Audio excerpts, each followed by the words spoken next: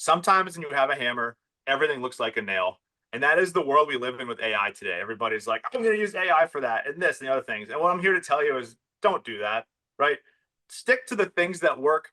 If you have a process that's working for queue routing or deduplications or IOC lookups, you don't need to add AI to that if it's already doing what you want it to do. Maybe you could add AI downstream from it to make better decisions to do autonomous tasking, but you don't need AI everywhere. But for this specific talk, what I wanted to focus in on is the forensics collection and analysis.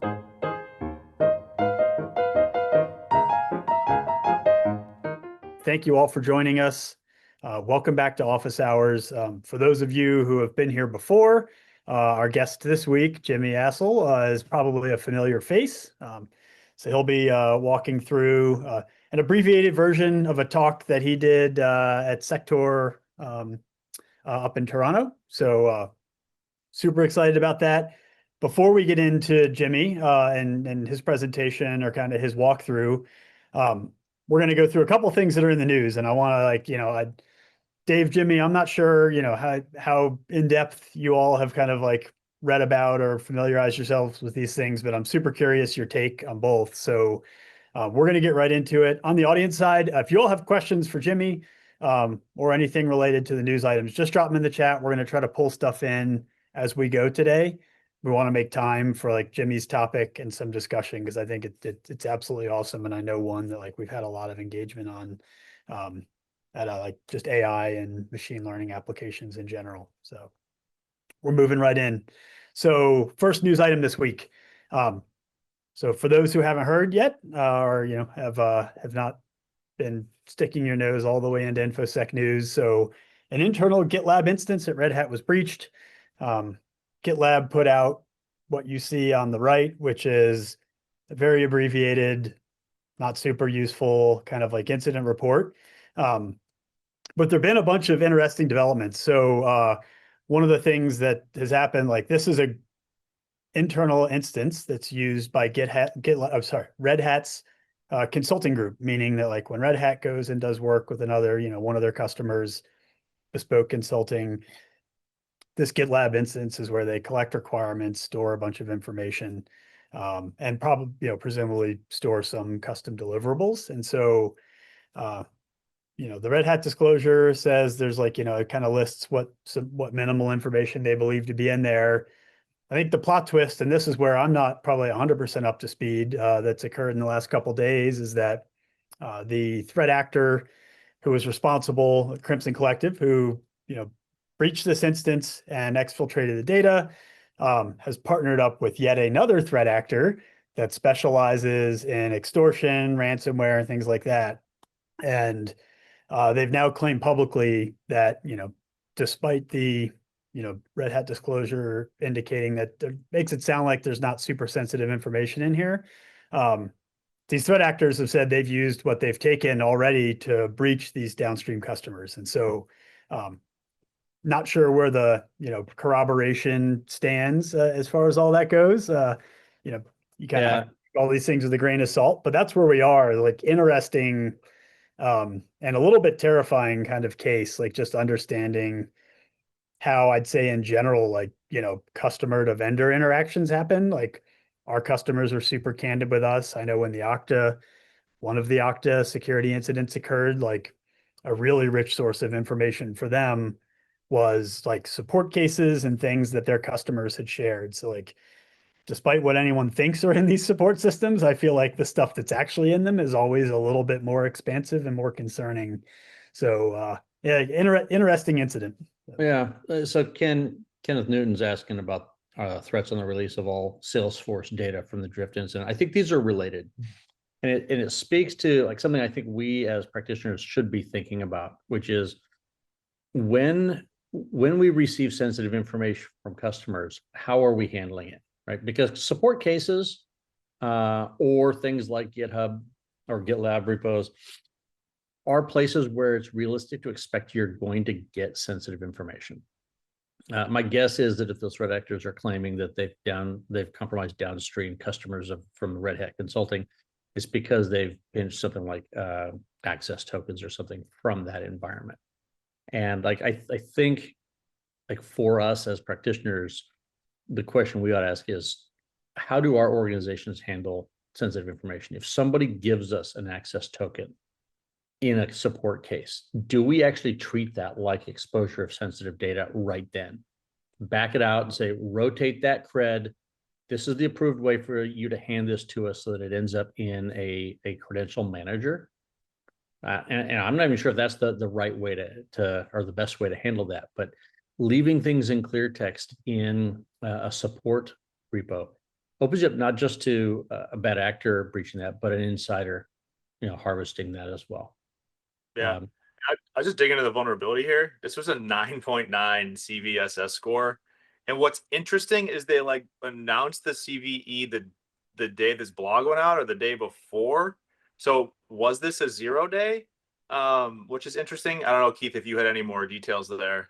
I saw a mention of a CVE in the Red Hat disclosure, but I think it was specifically because I'm not sure if there might be two different ones here. Like I know that they announced one. The OpenShift, it's that one in the article down there, this OpenShift AI vulnerability that was announced yesterday, right? So it's like it sounds like it's unrelated. I mean, that's at least what they're saying in there, but okay. It's TBD.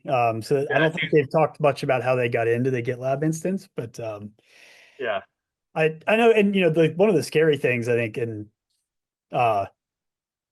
is that usually I think particularly like on the user side, like there's like things that are public, which we rarely use to interact with customers. Then there's like SaaS applications and stuff that are in between, like provided by some third party, but you have to trust them to some degree to hold some semi-sensitive information. And then there's stuff like this where like it's a GitLab instance, it's presumably internal. And so everyone, unfortunately, tends to be, I think, a little bit more free than you might want them to be, right? Dave, to your point, like assume it has sensitive information. And unfortunately, when these things are internal, people might assume it has sensitive information, but because it's internal, they might also think like the risk is far lower. Yeah. That's always So one of the things that I've observed, like in a previous job, we had a lot of reservation of moving a system like this into the public cloud because it felt less secure. But what ended up happening is that system ended up just getting cruftier and cruftier because the internal resources for keeping it patched and managing it and keeping eyes on it got pulled into other areas. Yep. And so like this risk analysis of whether it's safer to host it on-prem versus in the cloud is like in my mind, the evidence indicates it's safer to have your stuff in the cloud because there's somebody that's actually been paid to keep track of it. Sure. Yep. All right, moving along. So we're just going to do a quick hit on this one because I want to make sure we leave plenty of time for Jimmy. So threat actors tampering with EDR, not a new thing. But I will say, like, there's been a lot more public reporting on this. It feels like in the last couple of years, right? And I think part of that, and this is good news, I think you have a greater percentage of organizations that are deploying what we consider to be a top tier like EDR or EPP platform, right? So like you're getting broader coverage, you're using it well, and so rather than just doing an end run around it entirely because the preventative controls aren't great, like people are running into these things, but there's a whole ecosystem now of tools to help kind of blind or tamper. So not new, but EDR freeze is the one that's been getting some news lately. And that's notable because a lot of these depend on, if you've heard of like bring your own driver, right? So like bringing your own vulnerable driver, introducing that onto an endpoint, and then using that for privilege escalation or other forms of tampering. And that can be effective, but comes with risks, right? You're introducing something new into the environment, and that's an opportunity for defenders. And so this one takes advantage of the Windows error reporting framework, which kind of is like a semi-privileged process onto itself because it has to capture memory and do things like that. And so, so this one was neat. And I think the thing that was really notable for us is that like not too long after this kind of hit the news, someone for the community contributed an atomic red team test. So that you can use to help kind of emulate this technique and see if you can detect it. So I thought that was notable. And like Sam, fortunately, we don't have a lot of time to dig into this one, but we do have all the links over there, I think, in the resource area. So So I please do have one quick question about this. Yeah. Do you know if it was leveraging an error in that binary, or was it using it in its legitimately designed capacity to get this effect? There's probably like some subtlety there in how you answer that, but I believe it's taking advantage of the fact that like the Windows error reporting framework, like when you invoke that, like when something crashes, that gets invoked, and that thing that gets invoked has, has a higher level of privilege. And so, whether that's a feature or a vulnerability is, I guess, like subject to some interpretation. Yeah, and this is a very gray area internal to Microsoft too, because it's sort of working as designed, right? This is the living off the land access. Yeah. Right. That's the question. The question is, do we expect Microsoft to come out and actually patch that binary, or like if it's working as designed, is this a feature of the system that we expect people to continue to be able to leverage that we're going to have to write detections around? I would just say that usually these, Dave, we've worked on some in the past with the Microsoft team, and we've all been told this is going into Windows next as the fix. So which is Windows 12. There we go. All right.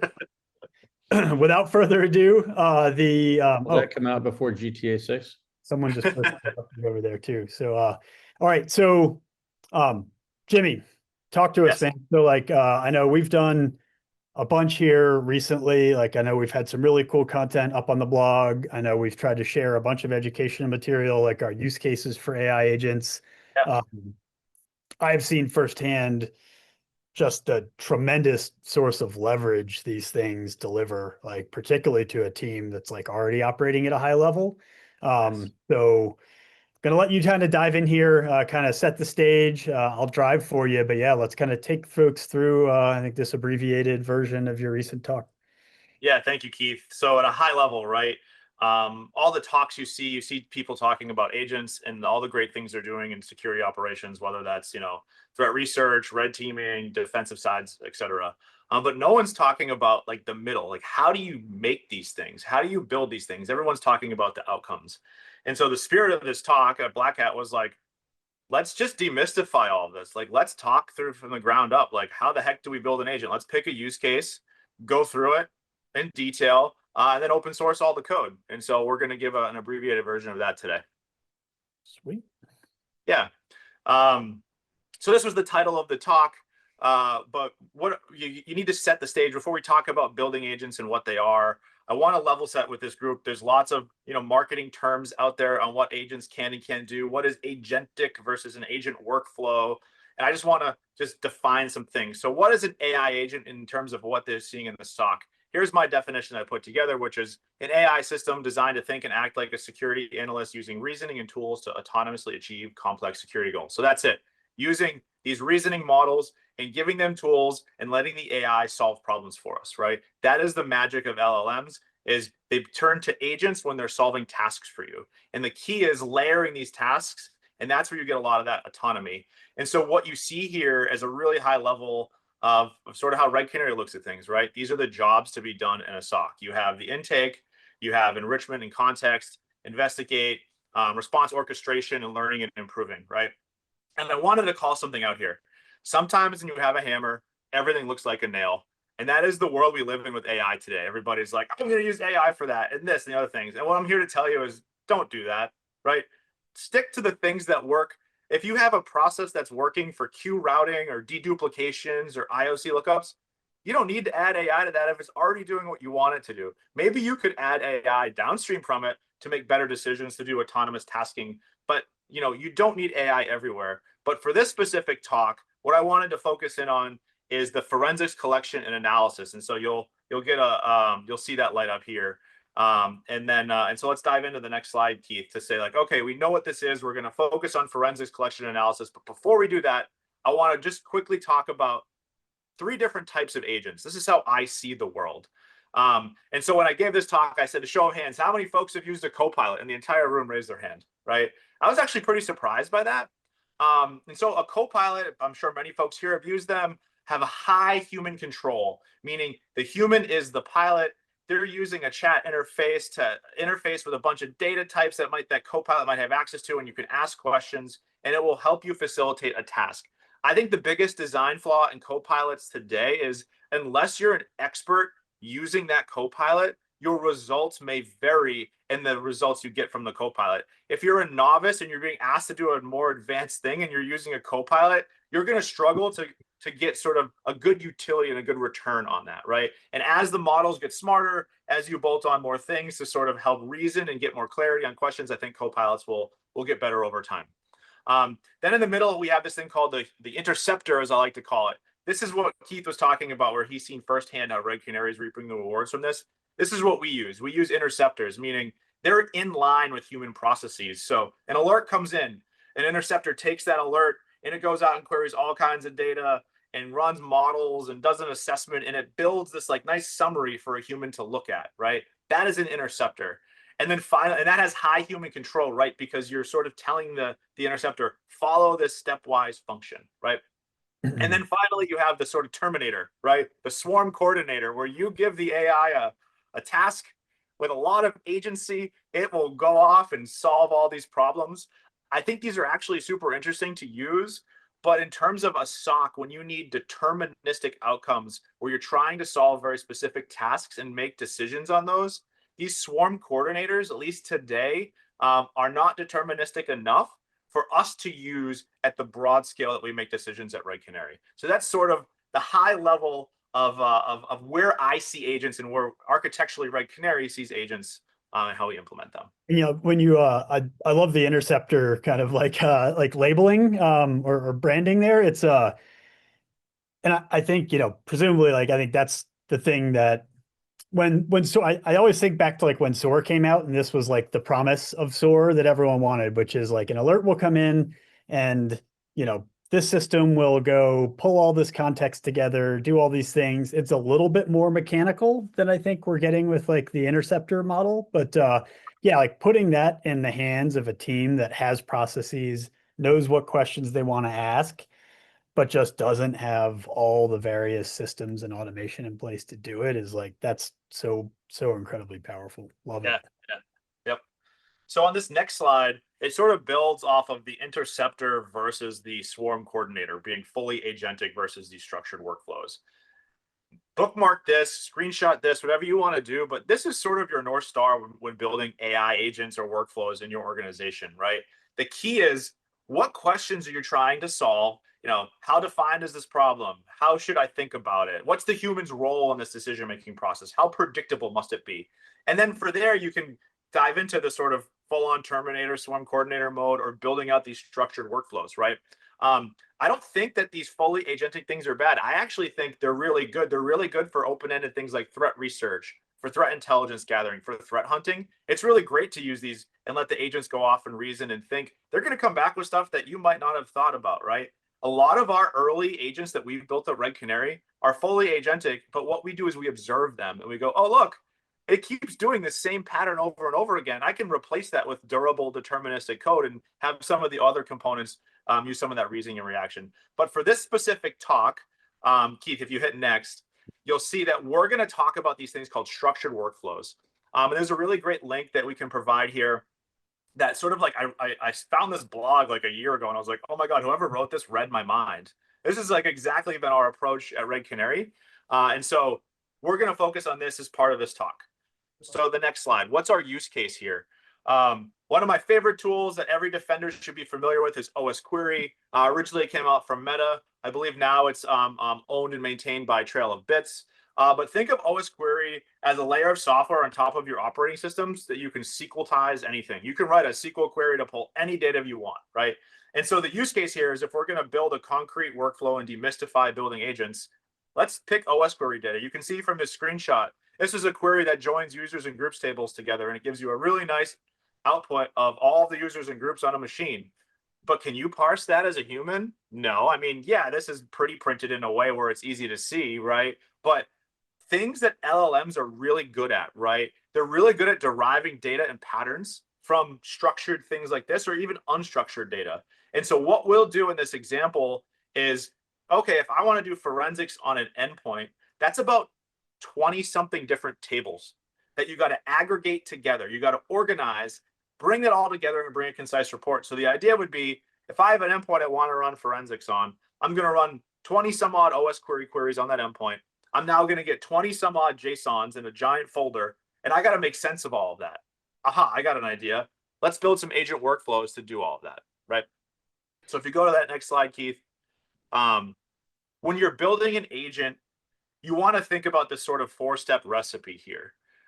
You want to keep agents very narrow in scope, sort of like you do with like someone's role in a job, right? You might be an expert in one thing, but not good in another. You want to keep their jobs narrow. So you want to keep a defined goal. You say, hey, agent, you're the world's best driver investigator, and I'm going to give you the OS query drivers table results. And I need you to look at these things, and you're going to prompt it, and you're going to say, use chain of thought, which means step one, you're going to look at this. Step two, you're going to look at that. That's that clear instructions that you're going to give the agent. You need to prepare that data, right? A lot of the work that we do at Red Canary is how do we pull data in? It's called retrieval augmented generation. It's actually a really great alternative to fine-tuning models because you can go and grab data at the time you need it and use it at inference time, and then it's gone. So there's a lot of good privacy benefits that you get from that. But we do a lot of data cleaning, a lot of compressing, a lot of enrichment, so that when we give that data to a model, it's not trying to make things up or infer things. We're asking the model to do something, and we're giving it the sort of answer sheet. It might not be the answer we're looking for, but the answer is in that data somewhere, and it makes sure that the AI is making decisions only on that narrow set of data and nothing else. And then finally, you want to select the large language model that is driving your agents. There's a whole bunch of decisions that you can do here. My advice would be start simple. The workhorse of models is like GPT-4o from OpenAI. It's super cheap. It works pretty well. I would say that it's stubborn in following directions. You need to be reminded a couple times of what to do. But we've been building agents over the last month or so with GPT-5, and it is amazing. It follows directions really, really well. Its JSON output is bar none the best. And we've been seeing good results from a cybersecurity application, but don't take my word for it because NIST just last week came out with one of the most comprehensive studies of an AI model being used to solve cybersecurity tasks. And they used all the big name models as well as DeepSeek. And GPT-5 came out on like over 700 different categories. GPT-5 was on top of all of them. And I think this is some foreshadowing of what's to come. Remember, the models we are using today are the worst they're ever going to be. Right. And so as you see them evolve, it's kind of wild to see how good they're getting at specific tasks, especially in cybersecurity. All right. So I know we're going kind of quick here, but we talked about, using AI to go through a bunch of data. We talked about how you would build these narrow agents. And so in this specific architecture, we're actually building 8 specific agents. So we've built an agent to analyze system information and hardware and drivers and users and groups and network configs and service and processes and so on and so forth, right? These are sort of the core foundational layer of doing a robust forensics analysis on an endpoint and making sure you have just enough data to get a good report from that endpoint. But you can't run these agents singularly, right? Or serially, like, let me go run the systems one first, and then I'm going to run the hardware one first, right? At the end of the day, these are just API calls to a web service. Well, this is where the power of these agent frameworks come in.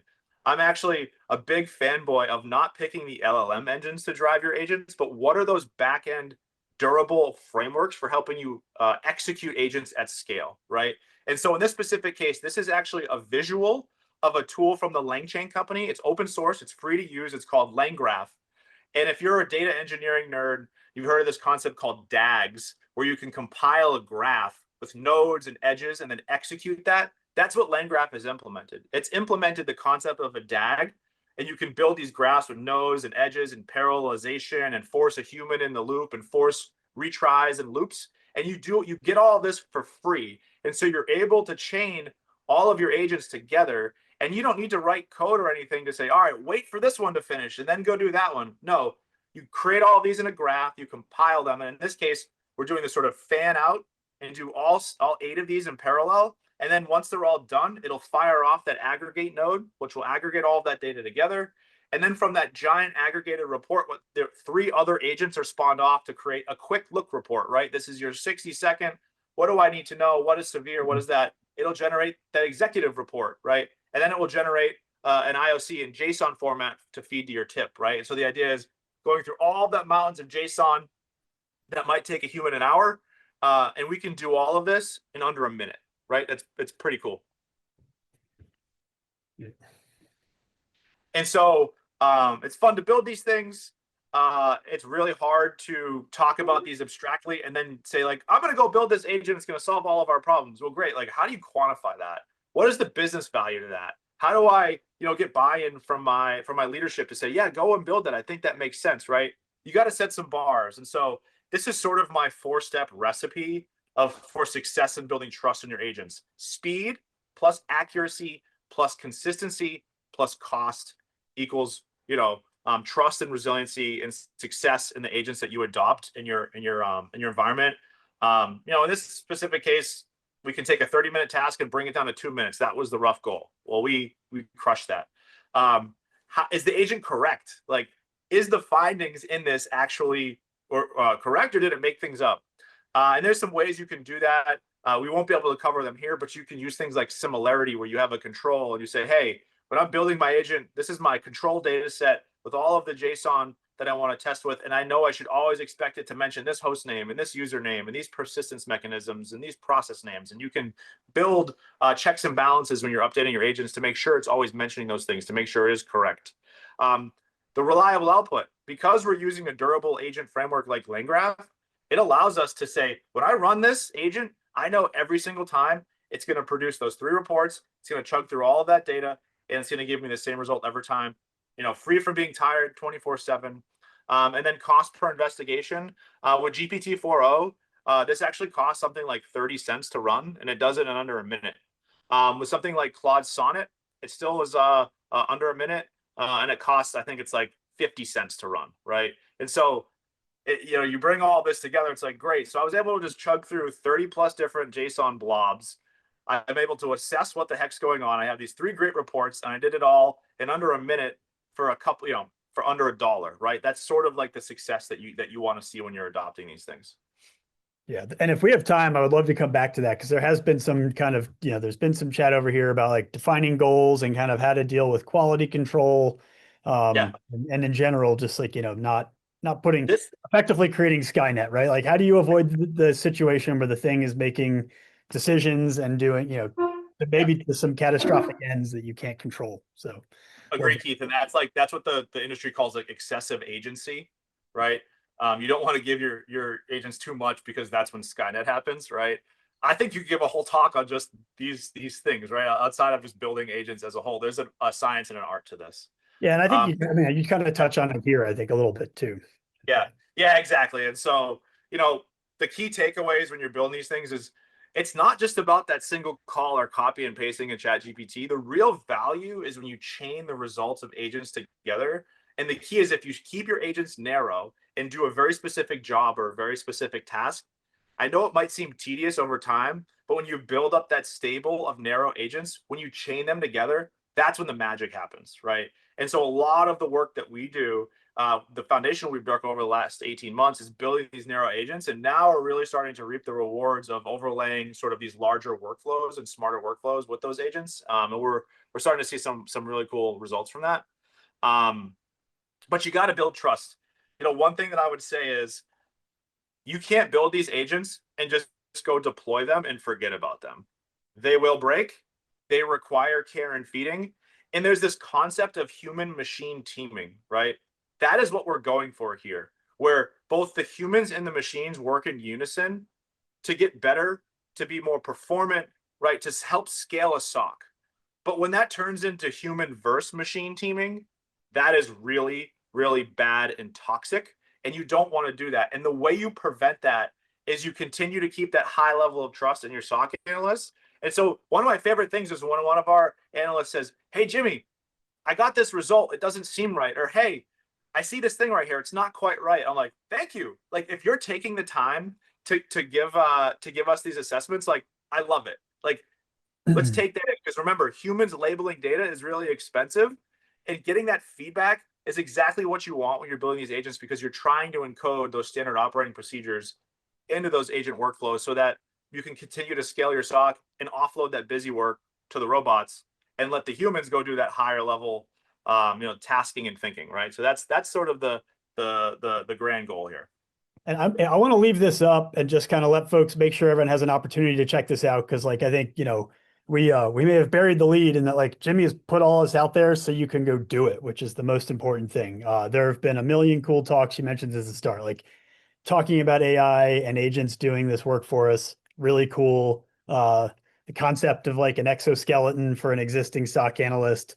Awesome. But like, this is I love that you're able to put this together so people can go do it. And I want to dig in, like, while people we'll kind of wrap up here if everybody wants to hang on for a minute or two of overtime. But like some of our internal like talks we've been doing for like our Red Canary live series, we've been going around just trying to educate people on how we're using these things and the results that we're seeing. A lot of the discussion in the chat was like the difficulty in defining goals and just generally like ensuring quality and ensuring safety. And I think that has been, when you think about, since we love a good tortured analogy here, but like we have talked a lot about when we, explain this to people, treating them like employees, right? Like you wouldn't hand like a new entry-level cybersecurity analyst a bunch of alerts and say, you figure out which ones are good or bad and tell me if you think you're onto something, and then just walk away. Like you would never do that with a person. And like you should really taking that exact same kind of model of like coaching, trust but verify. Like when you said building trust, like I think that's like the most important thing is like supervise these like you would any employee who's doing a new job for the first time, and keep a close eye on it until you have some confidence in like where it's weak and where it's strong, right? Yeah. Yeah, despite what the benchmarks might say, a lot of these models are no smarter than like a high school level education, right? I would put GPT-5 at that. And so remember, you wouldn't hire a high school intern and have them sit in your SOC and say, "Have at it, good luck," right? Like that is not how this should operate. And yeah, you're spot on, Keith. Like I think the term is like you want to anthropomorphize the AI. You want to treat it like a human and give it human like traits. You want to measure it like a human. You want to do performance reviews like you would a human. And you'll see a lot of success there in driving the adoption of AI in your SOCs. Yeah, it's a lot of times teams will come to me and say, "Jimmy, I want an agent to do this," and I'm like, "Cool, show me the process map. Like, what are we supposed to be automating?" "Well, I don't have that." "Well, great. Well, how can I automate that with an agent if we don't have it written down somewhere, right?" And yeah, it all starts there, Keith. Yeah, that's very cool. And like I do love that concept. And it is like, and honestly, like the fact that people like encourage everyone here, go try this. We would love feedback. I know Jimmy in particular, like we'd love to see like hear how you're using it. If you've thrown like, new data or come up with new use cases for it. I think that really is like where the magic happens. It was as you were walking through the OS query thing where it's like you have all these different tables and you join them. I'm kind of thinking back to when we started looking at like, turning this on identity data. And whenever I think about like identity investigations, you have like your Okta proper data as an example, right? Like authentication attributes and all the IDP specific data you would expect to be operating off of. But you have all this other rich data that's effectively like the Nginx instance that fronts it, which is like user agents and IP, like just very basic information about like what device you're interacting with, where it came from, and things like that. And like just merging the two of those can be super telling and interesting. And like that's a great example, like analogous to that OS query case where you've got different tables, they're all interrelated, they all need to be looked at together. And I don't know, there seems like there's so many amazing applications for this that just kind of open up things that like were previously impossible without discussing SIMs and other solutions. So. Yes. And Keith, part of the motivation with open sourcing this code is like, maybe someday we can have like an atomic red team equivalent of agents, right? Where folks are able to contribute different agent jobs into a repo, right? And sort of build off of that. And my idea was like, let's just give this out, see what the community does and sort of see what, comes from there, right?